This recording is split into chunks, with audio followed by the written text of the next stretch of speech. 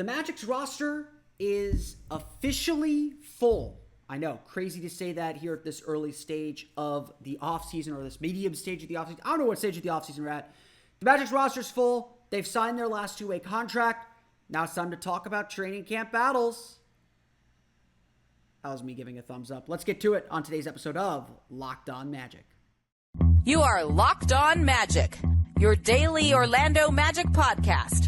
Part of the Locked On Podcast Network, your team every day.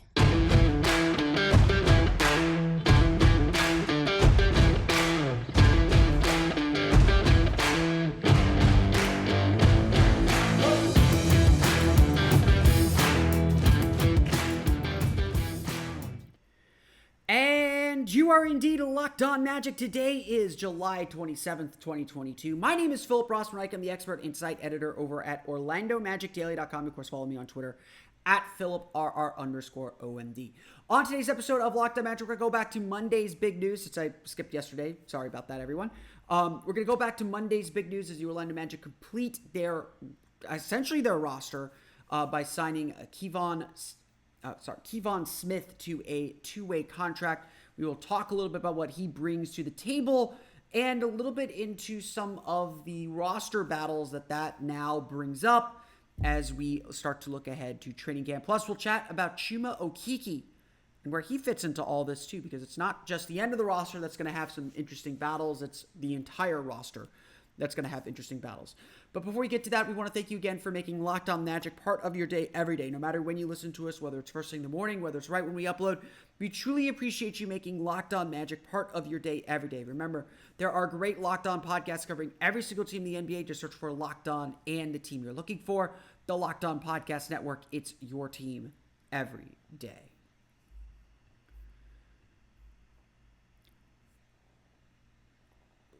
One of the big questions that we had left for this offseason was how the Magic would fill their last spots. I know that I have been kind of ringing the alarm is probably a bit much, but I've been noting that this is a full roster that the Orlando Magic have. That this is a full roster. That there's just a lot of players and a lot of young players that fans may want to see, whether it's RJ Hampton, whether it's Chuma Okeke, who we will talk about here in a minute, whether it's Bo Wagner. There's a lot. There are too many players on the team and not enough spots for them. We looked at Summer League and really, I think one of the reasons why maybe the Magic Summer League team was less than impressive or less than noteworthy, at least on paper, before we actually saw them play, was that the Magic just didn't have a lot to offer or a lot of opportunity to offer. The biggest chance that they had was not a roster spot, but a two-way contract spot. And the Lakeland Magic have done a very good job. Yes, they had a down season last year, but they've generally been a very good developmental outfit.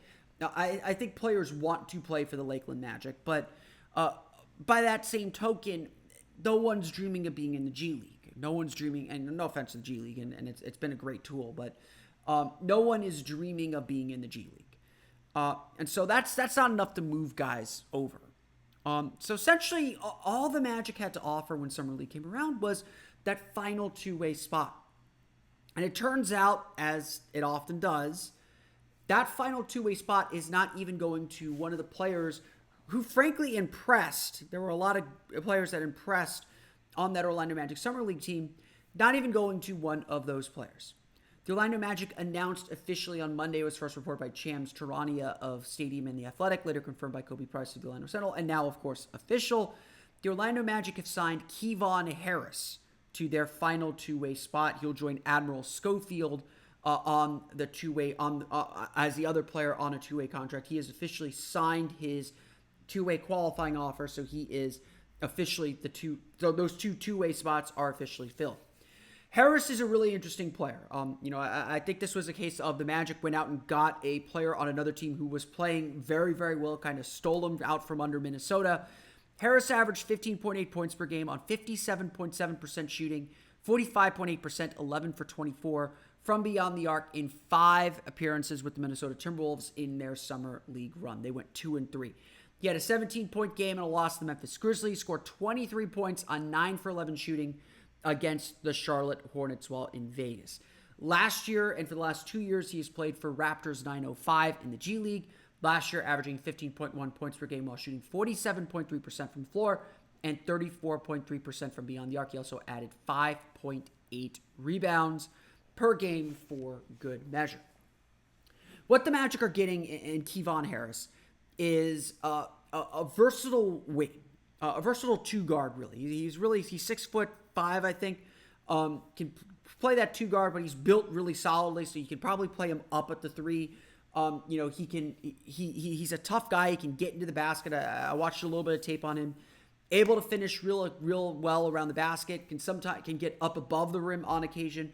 But this is a guy who is a scorer first and foremost. And again, I think now what we're starting to see with the Magic is they've kind of got their foundations, and now as they've added more role players, they put an emphasis on shooting. Again, drafting Caleb Houston, keeping Devin Kennedy around. Shooting is, I think, they know that's the next big skill they have to get. They know that is kind of the next piece of the puzzle for the Orlando Magic, and again, I think that's something that they're really working on grabbing. He's 6'6", 216 pounds, so a big dude, and if you watch his tape, you see him making his living into paint. He is very good at getting into paint, but he has a nice little step-back jumper. He can create a little bit for himself off the dribble. Of course, always the question with these players is you're not paying him to average 16 points per game unless he can do it. But very, very likely, the Magic are paying him to be the leading scorer on the Lakeland Magic, but when he comes over to Orlando, to be a solid, versatile defender, can guard both wing positions, as well as point guard, obviously, and then being able to make open shots when he gets them, to get open. And again, that's all you're expecting from a guy in this position. Again, I there are some people who kind of hit me up like, well, what about Tommy Cuse? What about Emmanuel Terry? And again, I always tell people this, like, look, the two-way contract is an interesting concept. We talked about it on our last show a little bit when we talked about Admiral Schofield, about what the Magic are trying to get out of their two-way contract. It's not something to lose sleep over. That's honestly how I would phrase it. This is not something to lose sleep over. If the Magic get this wrong, who cares? It's not the end of the world. It's not the biggest loss in the world. So don't make mountains out of molehills here. However, what this does, though, is it closes off perhaps the last big thing that was up for grabs in training camp. I really thought that the Magic were going to keep this spot open. I didn't think that they would sign a two-way player until they got to training camp, or until after training camp, when they kind of could figure out and sort through a couple of guys. I thought this would be sort of an open competition for the two-way spot. And again, two-way contracts are so easily discarded. It may still very well be. But now the Magic are faced with some tough choices. And we noted this when the Magic signed Caleb Houston. They're now faced with tough choice because now they have locked away, or they have, at least at this point, kept under lock and key one of these valuable roster spots. There is going to be a competition, and now the Magic have to eliminate someone off their roster. We're going to talk a little bit about what this means for guys like Devin Kennedy, Terrence Ross perhaps, Caleb Houston, some of those Summer League guys, and what the Magic might be trying to look at and what the Magic might be trying to do as they get ready for training camp. We'll get to that coming up here in just a moment. But first, a quick word from our pals at BetOnline. BetOnline.net is the fastest and easiest way to check in on all your betting needs. Find all your favorite sports and events at the #1 online source for odds, lines, and games. Find reviews and news of every league, including Major League Baseball, NFL, NBA, NHL, combat sports, esports, and even golf. You can even get the latest lines on Paolo Banchero's stat line. Last I checked, their over-under was 17.5 points per game for Paolo Banchero, plus 7.5 rebounds per game. So you can make your picks there, whether you think Paolo Banchero will do better or worse than the projected numbers. Plus, we're getting close to August here. The schedule will be coming out soon. We will get NBA over-unders as well. I believe BetOnline AG set, I believe BetOnline.net set the over-under for the Magic at 27.5 wins. Think they'll get to 30? hit that over pretty quickly. Head to BetOnline today or use your mobile device to learn more about the action happening now. BetOnline, where the game starts. So, again, I don't want to belabor the point. I don't want to make this signing of Kevon Harris bigger than it is. It's a two-way contract. We're talking about the end of the roster. If everything goes right, he's not going to play very much. If the Magic are healthy, he's not going to play very much. Again, the Magic, I think, are more worried or concerned with this pick about finding someone that they can trust to bring into the fold when they need him, can kind of fill a role, can maybe dummy something that they want to see. Again, he certainly fits some of the stylistic, certainly positional way that the Magic want to play. But they also are looking to have a solid Lakeland Magic team. The Lakeland Magic are a business too. They want a good team, and certainly after last year where they struggled and missed the playoffs, they want to be back in the playoffs. They want to be back competing for a championship. But this has implications for a lot of players all over the roster. As things stand today, well, first let's start here. When you're in the offseason, you can carry up to 20 players. So it's not a decision the Magic have to make today. It's a decision the Magic have to make at the end of the preseason. In the offseason and through the end of the preseason, every team can carry up to 20 players. So not a big deal. The Magic already reportedly signed someone to an Exhibit 10 contract. An Exhibit 10 contract, for those who are not familiar, is essentially a kind of special contract that players sign. They get a little bit of extra money for showing up for training camp, and then they are kind of optioned to the G League. It's sort of like hey, we got dibs on this guy. They get waived, they clear waivers, they go play for your G League team. It's a kind of special contract. That's kind of the dumbed down version of what it is. You'll see the Magic sign a couple more Exhibit 10 guys. But as has been reported now, and as we understand, the Magic currently have 16 players under contract. They have their two-way players, Admiral Schofield and Kevon Harris, and now one Exhibit 10 player. During the regular season, you can only carry 17, 15 players under normal contract and two-way players. So as we sit here today, before we do anything else, Orlando has to cut a player. And like I said, I felt like what the Magic might end up doing, and what I thought the Magic were going to do, was they were going to end up cutting Devin Kennedy and putting him into that two-way spot. That way, Kennedy is a guy they gave a two-year contract to. That first year is non-guaranteed, so Devin Kennedy's guaranteed date is in January, as is Jonathan Isaac's, but they're not cutting Jonathan Isaac today, I don't think. Essentially, I thought, okay, we love Devin Kennedy. He's a great dude, great story, great shooter, can still add a lot of value to this team, but it feels like he's being squeezed out a little bit. That's just frankly the way it is.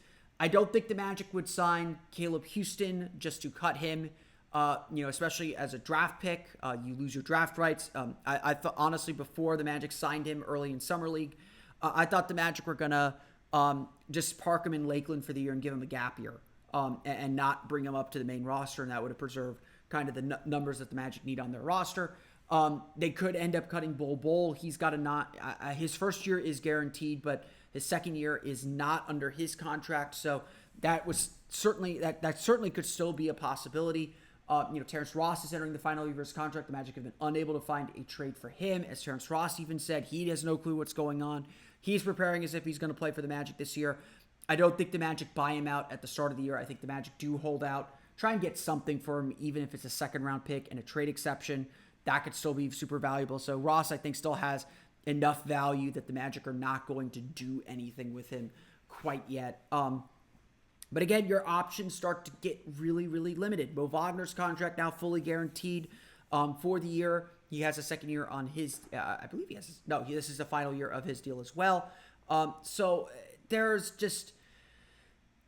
isn't a lot of avenues now for the Magic to clear things up. Unless someone just plays absolutely horribly and the Magic just eats someone's money, Devin Kennedy is probably the guy getting cut here. And again, we love Devin Kennedy.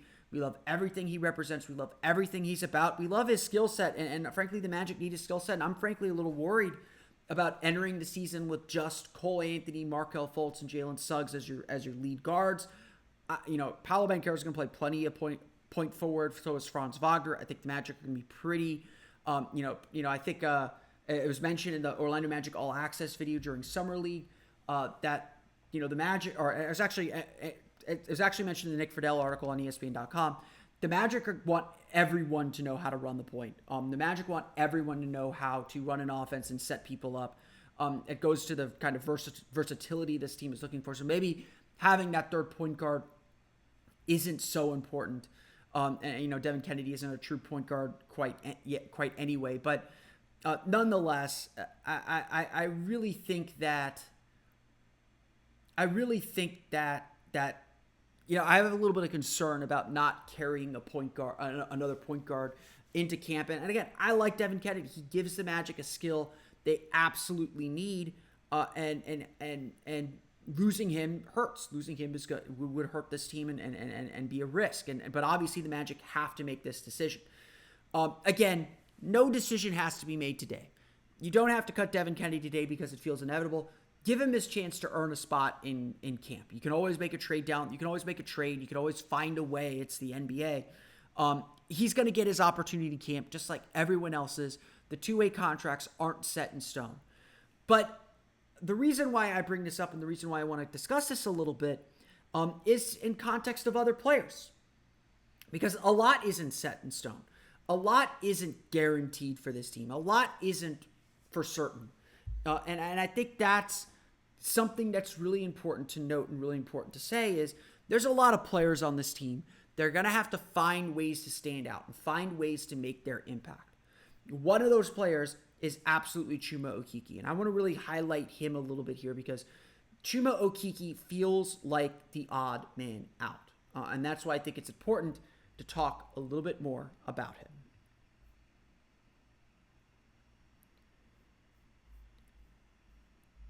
So, when we look at this Magic roster, when we look at what this team is going to look like, what the depth chart's going to look like, I think obviously we see a little bit of a glut at forward. A little bit of a glut of kind of these big wing forwards. We've got Franz Wagner, we got Paolo Banchero, we got Jonathan Isaac, and we got Chuma Okeke. All four of those guys can play either forward position very comfortably.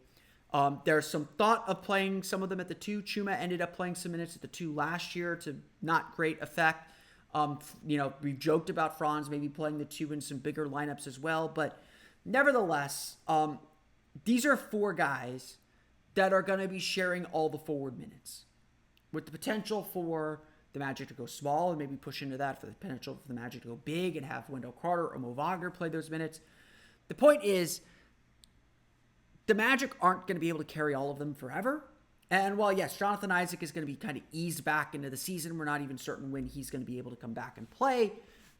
That's going to open an avenue for Chuma Okeke. But right now, Chuma Okeke feels like the fourth guy on that list. Feels like 4 of 4. And he's going to have his difficulties finding his minutes. Chuma Okeke's second season had its promise, but wasn't necessarily his best. He averaged 8.6 points per game, which is certainly an increase over his rookie season, but shot just 31.8% from beyond the arc. His three-point attempts jumped to more than 5 per game. He took 64.5% of all his field goal attempts from beyond the arc. The Orlando Magic essentially turned him exclusively into a three-point shooter. Gone were kind of the post-ups that Steve Clifford set for him. Gone were some of the cutting actions that he was able to get.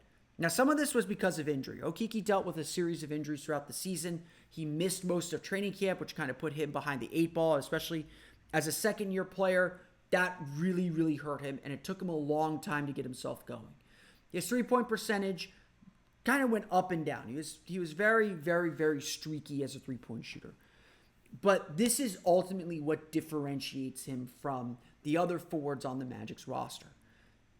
What's going to get Okeke minutes? Because he is a great defender. That is proven out. That, the numbers really bear out how good Okeke is as a defender. He is a very, very good defender.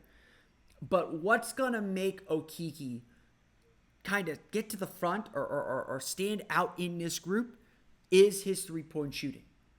And if there's one area where Okeke has to find consistency this season, it's from beyond the arc. Because this Magic team obviously still needs shooting.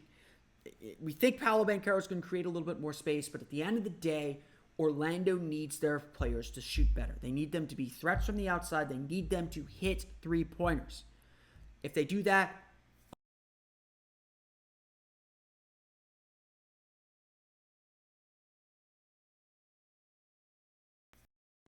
sorry about that. My computer may have frozen there a little bit. If Okeke is able to hit three-pointers, all will be fine. That's the truth of the matter. That is the truth of the thing.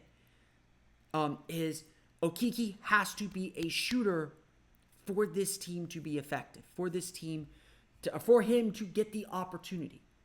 And you're going to find these little battles and these little things throughout the course of the season. Again, this season is about figuring this stuff out. It's about figuring who the players are.